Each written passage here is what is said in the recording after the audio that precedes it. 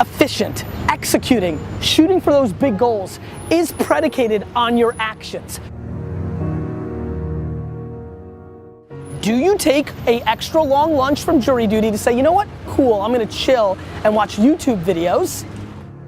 Or do you hustle your face off and try to cram as much in? So many of you that actually want this, have the skills to do this, right? And sometimes once in a while, just need to see a different version of it to understand, right? To me, this is an video, right? Did you mail it in? Did you mail in that 15 minute call got canceled? You had a packed day, 15-hour day. It got canceled. What are you doing in that 15 minutes? And by the way, sometimes those 15 minutes are absolutely worth calling your mom, calling your daughter, FaceTime with your kids, but it's just making every minute count. Every minute has to count. Every minute has to count if you want so much, because you just don't have as many of them as you think. You just don't. If you're going to get in the zone, if you're going to do fourth quarter living, you got to be comfortable with hitting the wall. If I got any runners out there, any fighters out there, any athletes out there, anybody that's ever stretched the limits, you know that in order to get to the zone, you got to hit that wall first. You got to hit that brick wall first. What does that mean? You got to get to a place in your life where all your strength is gone and you're no longer operating on strength, but now you begin to operate on will.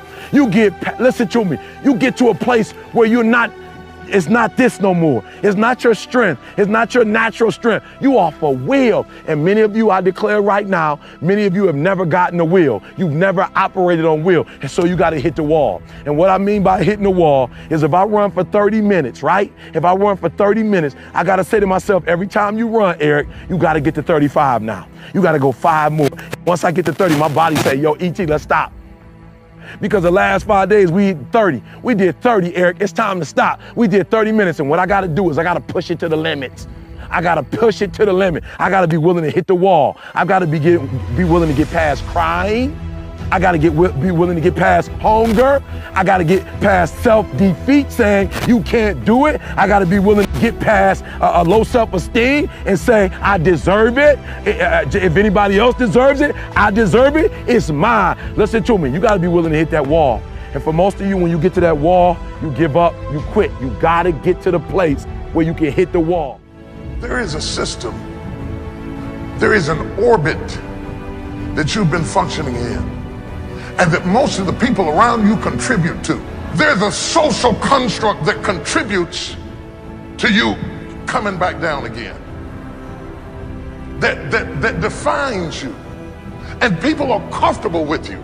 They don't mind you leaping up every now and then, as long as you come back down with us.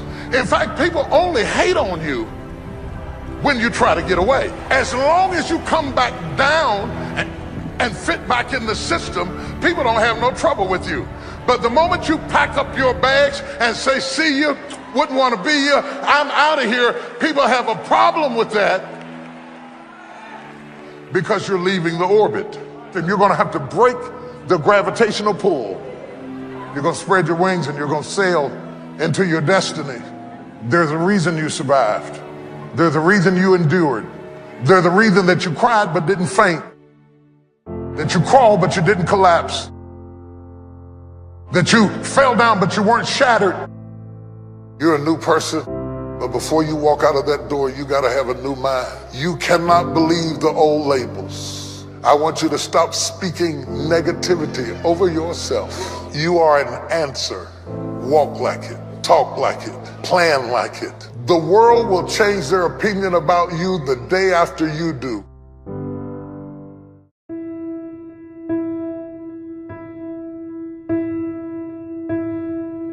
We live in a world that we want to be as comfortable as we can. And we wonder why we have no growth. We wonder why when the smallest thing in our life gets difficult, we wonder why we cower and we run away. Because we are kind of living our whole life is set up that way. Our whole life is set up in the path of least resistance. We don't want to suffer. We don't want to feel discomfort. So the whole time we're living our lives in a very comfortable area. There's no growth in that. People who live with either anxiety or things that are not complete have not yet made a decision to move on.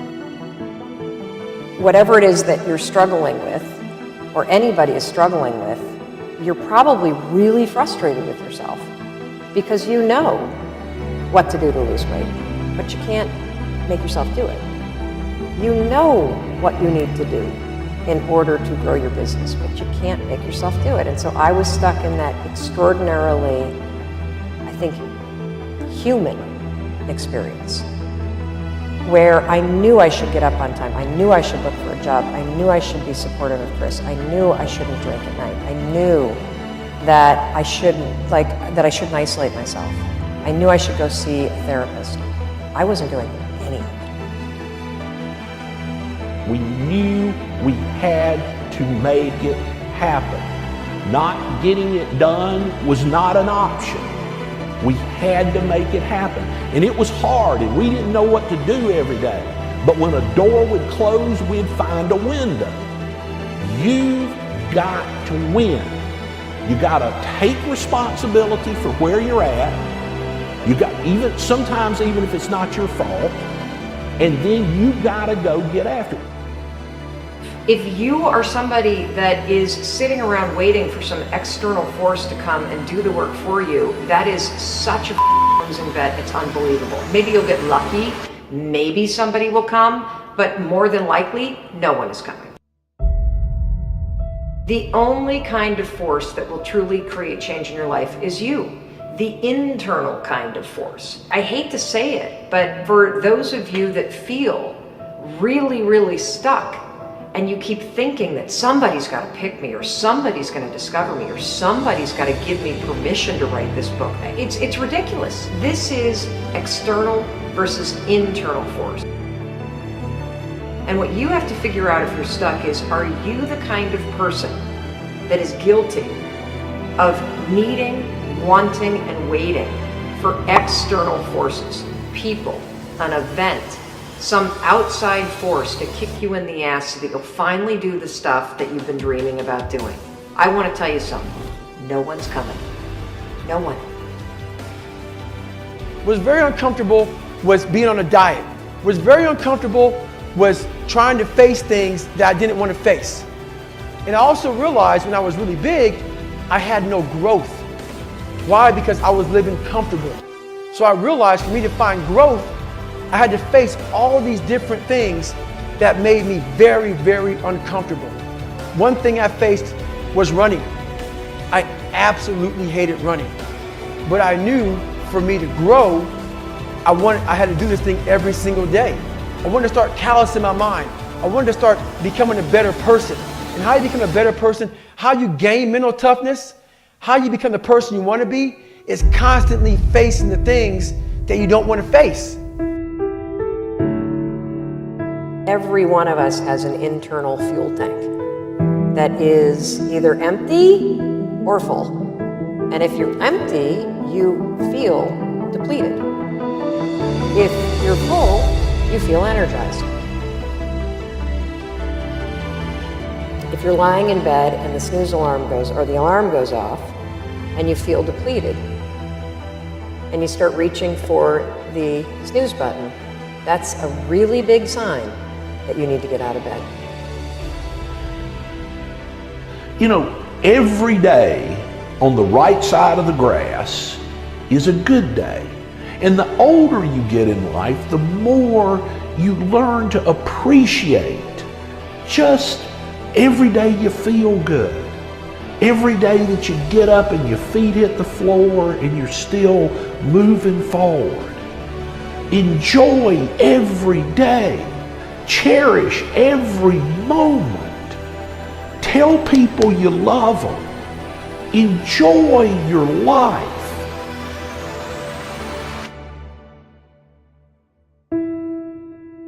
Act the way you want to feel, and soon you'll feel the way you act. Life is short. Life is precious. What are you waiting on to get happy? Have an attitude of gratitude. Be thankful for each day. and not just one time a year. Carry that feeling throughout the year. I believe this is my due season year. This is my year to accomplish dreams, to break free from this depression. This is my year to meet the right people. This is my year to get healthy and whole. Anything you want, you can get, but you have to be honest about it. And this is really what I encourage people to do. In order to be successful at anything, it has to be what you truly love. Because if you don't love it and you ain't willing to die for it, don't do it, right? Sometimes you have to do these transitional jobs to get to where you have to go to, but it's okay. If you gotta sell bed sheets, sell these bed sheets. Do what you have to do. Do it with pride. But at the same time, do not let any job that you do kill your dream. Because the only thing that can make you feel alive is your dream. Very important. I believe anything is possible, right? I live in the world of possibility. And I also believe that we can accomplish anything with our two hands and just putting in the work with our two hands. And also, you hear this often, but it's really, really true. You got to find something. If you love what you do and be passionate about what you do and find something that you can be passionate like, it really helps. You know, it gives you that motivation when you wake up in the morning. I've enjoyed convincing you that you're nothing, you're never gonna be nothing, you came from nothing and you'll never get out. You'll never be loved, you'll never be happy, you'll never be blessed, you'll never be free, you'll never get yourself together, you will never be nothing. I've enjoyed attacking him. As long as you stay over there and this stays over here, everything will be all right. But the moment you try to break away from where you came from and take over new territory, that's when all hell breaks loose in your life. What you fighting didn't start with you. Go back in your family. That devil's been in that territory for a long time. He doesn't want to leave the region. That devil isn't interested in you. He's interested in your territory. He's interested in your region. He's after your turf. He's after your stuff. There's something that you have that he wants, and he doesn't care about you. He says, I can use her. I can use a pig. I can use a goat. I can use a dog. I can use her sister. I can use his brother. I can use somebody close to them. It sounds like somebody else in here has some lying voices whispering in your ear, telling you what you can't do and what you can't be and what you can't have. And if you don't do it with me, it can't be done. The devil is a lie. You need to abort every voice that says you can't do it, you can't have it, you can't be it, you'll never get up, you'll never survive. The devil is a lie. Abort that thing. Push it out. Or it ain't gonna be no Holyfield fight dancing around. Oh no, I'm gonna bite you, I'm gonna kick you in your eye. I'll fight like a wild animal. I didn't come this far to let you take my stuff. You have accepted some things as normal and adjusted your way of life to accommodate something that was never meant to be. If you don't possess what's yours, the enemy will possess your land. See, when you start running from one thing, you're gonna keep running from everything. That's why you need to stop running and face whatever you gotta face and deal with whatever you gotta deal with. Because if you run from Pharaoh, you're gonna run from the serpent, you're gonna run from love, you're gonna run from life, you're gonna run from responsibility, you're gonna run. When are you gonna stop running? This is a marching legion of enemies that are coming against you to bring you down. You think I'm gonna roll over and play dead while you take over my stuff? The devil is a lie. I will fight you. I don't mean no fancy fight. I mean I'll claw and kick and scratch and bite your nose. I'll fight you. When he got through messing with your daddy, now he's gonna mess with you. When he got through messing up your sister, now he's after you. But I came to serve notice on the devil today. It stops right here. I'm going to fight for the territory. Somebody who's in a fight Give God a praise right now. And as long as you were a spectator, the devil was all right with that. But the moment you start raising your head and worshiping God, all hell breaks loose. Do you hear what I'm saying? Do you hear what I'm saying to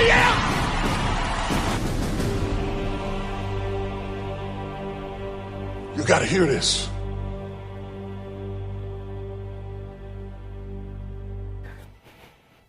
If I could get 4 of you to understand, it's just not gonna matter when people, I mean, I love when people, I don't even know what else to tell you. I'm gonna say it very clear. Stefan, get very focused here because I wanna really deliver this with all the drama that it deserves. And I like when people put me down. I get off on when people put me down. Nothing is more interesting to me than to prove all of you wrong.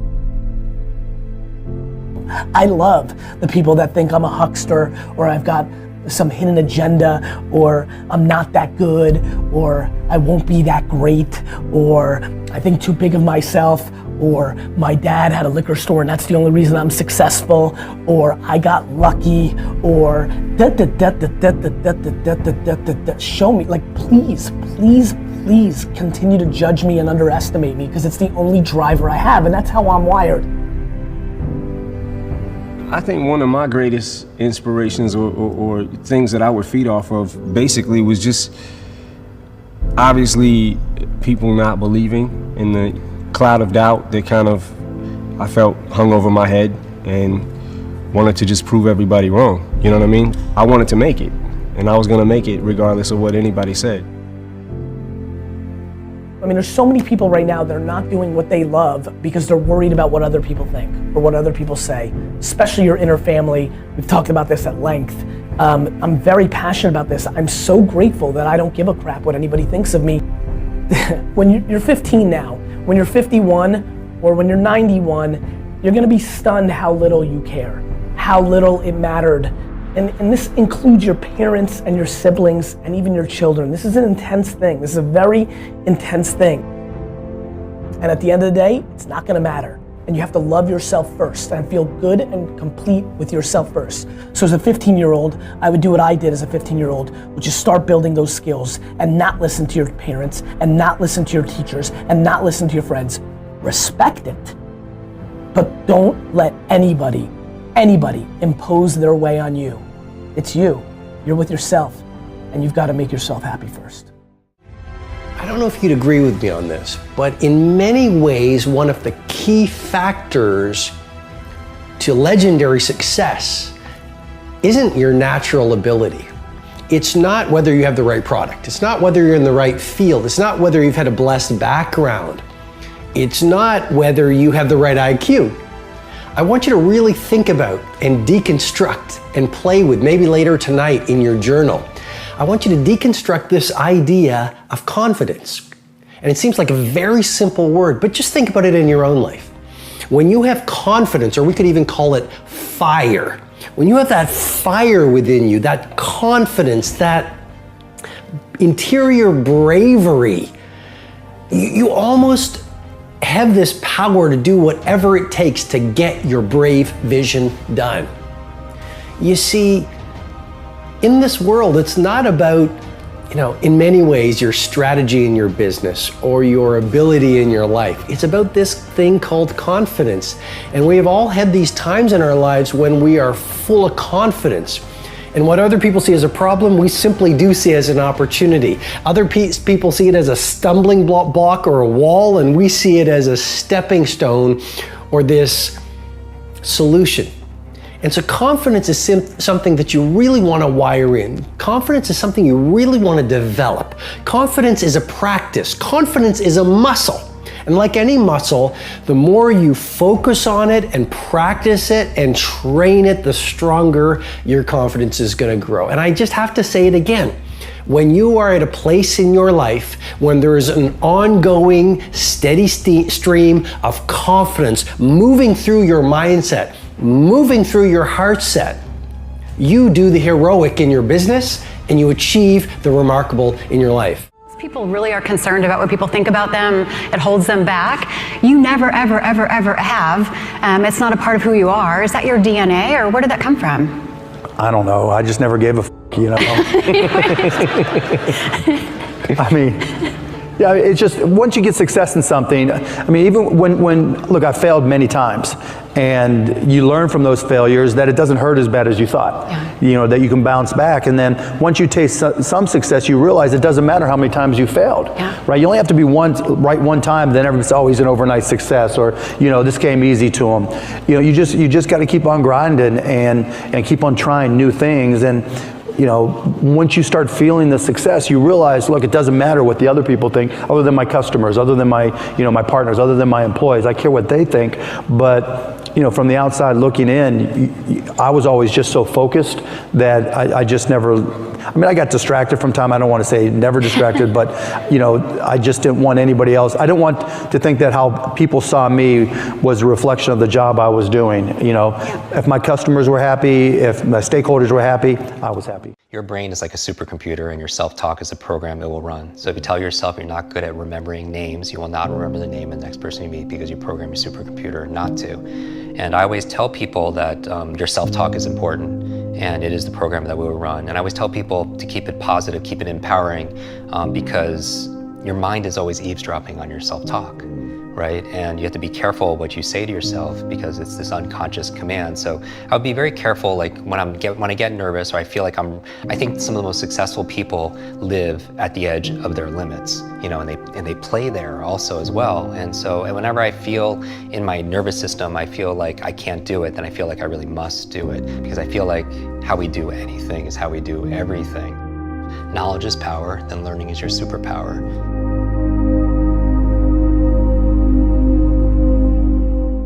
I had the brain injury when I was 5 years old, and I suffered all through elementary school, all through middle school, all through high school, and so it was like a good 14 years and a lot of it was, you know, this thing where it's, even as a young age, maybe I was pretending that everything was fine and I'd be struggling. It's kind of like that metaphor of a duck on a pond, and you see it's like all calm and relaxed, but underneath it's just like hustling really, really fast. And people don't always see what's below the iceberg. But for me, I struggled privately. And my parents, because I grew up with these challenges, and I didn't have a lot of people to talk to, because when you feel like you're broken, you don't connect with a lot of people. So on top of everything, I was also painfully shy. I was introverted, but I was also shy and very reserved. And I would always sit in the corner. And I honestly, I've never talked about this publicly, but I ask everybody, you know, what their superpower is. And I feel like that my superpower growing up as an insecure kid who felt like he was broken and taught that by adults, that my superpower was being invisible. Whoa. Like, I didn't want to be seen. I mean, I ultimately did want to be seen, and I want to be heard, like most of us, and accepted and acknowledged, but I didn't want the spotlight. Like I would do, for example, my parents instilled like this work ethic about working hard, and so I would do a book report, and even though it was more difficult for me, and to the point where I'd be like, okay, I have it, I was done. But if a teacher asked me in high school to present it in front of a class, I would actually lie and say I didn't do it. Wow. And I would take a 0, and because I was so terrified of being in front of a group of people, and I would throw it out on the way out of class. I think as they say, what you practice in private, they say you're rewarded for in public, right. But you have to do the work. And I think that's where I got my work ethic. The challenges is growing up with a brain injury and labeled the boy with a broken brain. I had to work so much harder as everybody else, and you wonder why you're not getting those results. So I think having a powerful mindset, being unstoppable, or just having the ability to go and succeed, whatever success is for you, you have to be growing, because if you're not growing, then you're backsliding, right? But you also need a level of grit, and I think grit, just like growth, is a muscle. It's something that you need to sharpen through challenge, because through the challenge you get all the change that comes from it. I would say that if I'm effective having an impact on stage, and we all have a stage of our life, whether it's on a physical stage or, you know, just going through our day, right. That I challenge my grit and my ability to persist. because motive matters, right? And what drives us. I always tell people that there's a success formula. I subscribe to it. I call it H cubed, that it goes from your head to your heart to your hands. Especially in the personal development space or what they teach you about goal setting, you could affirm things in your head or think things in your head or visualize things in your head. But if you're not acting with your hands, there's something that's missing, right? There's an incongruency there. And what I tell people is like, check in with the second H, which is your heart, which is the symbol of like emotion, the energy of motion. And so I feel like that's the fuel that fuels the car that gets you to take action for something. And I do believe what got me through it is figuring out what my why was, right? I don't want people to suffer the way I did. If I can do anything about it, for me, it's like no brain left behind, right? Because I live with that identity for so long. And my message to people, whether it's on stage or on the podcast or anything, is that we are more than what we're demonstrating, that we've been sold this lie, that people are taught through school. Like when I do these demos and I on stage memorize 100 names and words and numbers forwards and backwards, and it appears effortlessly, I always tell people, I don't do this to impress you, I do this to express to you what's really possible, because the truth is everyone can do this too, and so much more. Apply towards creativity and focus and flow and problem solving and thinking and really overcoming the biggest challenges of their life and maybe even the world. The challenge is we were taught a lie. We were taught a lie that somehow our intelligence, our potential, our learning, our memory somehow is fixed, our creativity is fixed, our thinking is fixed like our shoe size. And what we've discovered, as you know, more about brain science, in the past 2 decades, we've discovered more than the previous 2,000 years. And what we know is that we're grossly underestimating its our own capacity to be able to grow, to be able to contribute, to improve our intelligence and our influence and our impact. And I want to kind of pull the veil behind and just say, hey, this is about transcending. This is about ending the trance that we're not good enough, that we're not smart enough, that we're not this genius, and telling the truth. And the truth is, we're faster and we're smarter than we think. And not just to be able to memorize things, but be able to really solve significant challenges. And maybe that these challenges that we're going through are the lessons that we need to learn the most. And then some people who learn those lessons feel compelled to be able to share that voice with other people. So it's not just one candle, we just can set things ablaze. My platform is education. And I feel like that growing up, if anyone who's watching this feels like they're overloaded, overwhelmed, and they can't keep up, I always tell people that I don't think it's completely their fault. It's just we all grew up with a 20th century education that prepared us for a 20th century world, which at the turn of the century was working in factories and farms and assembly line. And our education system was mirrored to that. It was assembly line, one size fits all, cookie cutter approach towards education, teaching us things about what to learn, math, history, science, Spanish, but all things we could find online nowadays, right? So what do you need to be able to regurgitate that information for? But it was about what to learn, but not how to learn. And how to think for yourself, how to solve problems, how to be creative, all the things that you can't outsource to like automated or technology, or you can't outsource to Asia. Our value in this world is really our creativity, right? Because that's not something that's easily outsourced. Our ability to create value, be creators, take our vision and turn them into reality, take the invisible and make it visible. But where are the classes on that, right? On how to be able to live your best version of yourself. But I love this because right now classrooms, they don't have 4 walls. I mean, how many people are watching this from how many different countries right now? And you never know who's listening on the other side. And that motivates, inspires the heck out of me. Because what if someone right now is watching this on their smart device and they're in the middle of some like a third world country and they become the next Malala or Elon Musk or what have you. Right. And that's what really juices me. And so education, I feel like a lot of people feel like that when they graduate school, their learning is done. Mm. In fact, the 2 big dips in cognitive performance is usually when people graduate school, and the second one is when they retire. Like when I'm thinking about when I want to transform or transcend or make a real positive change, I'm looking at all the other areas of ourself. So I'm looking at, for example, our environment. Are people setting up their environment to win?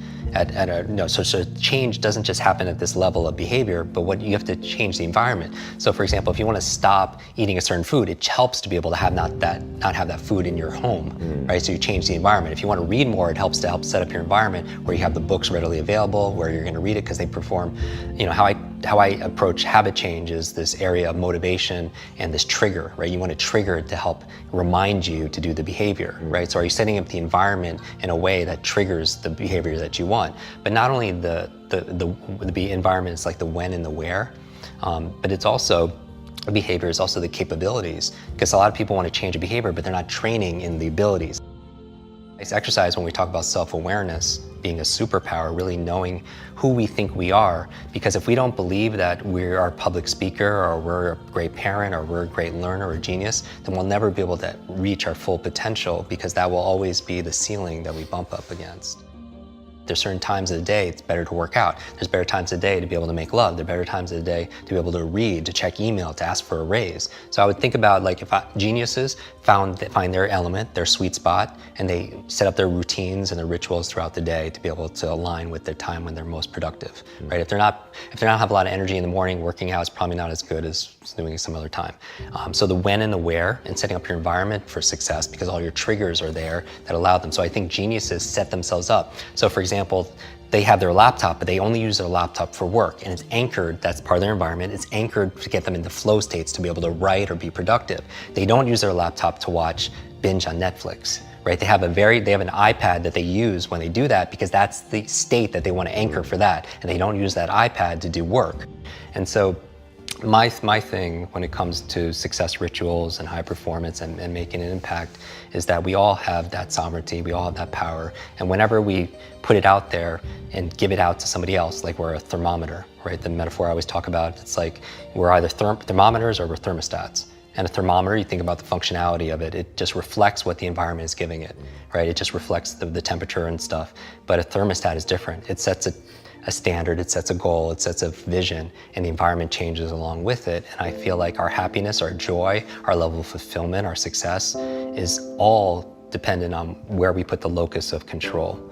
And I feel like we have more power than we realize in these cases. And it's hard because we have to fight media, we have to fight marketing that's always telling us about all the things that are going on in the world. But we live in an abundant universe, right? I mean, we talk about the matrix, which pill people are gonna take.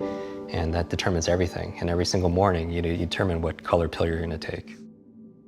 I watch and I listen to your show and maybe a handful of things. I read each day because I need to keep it positive. I want hope and I'm looking for help. I'm looking for inspiration and also instruction.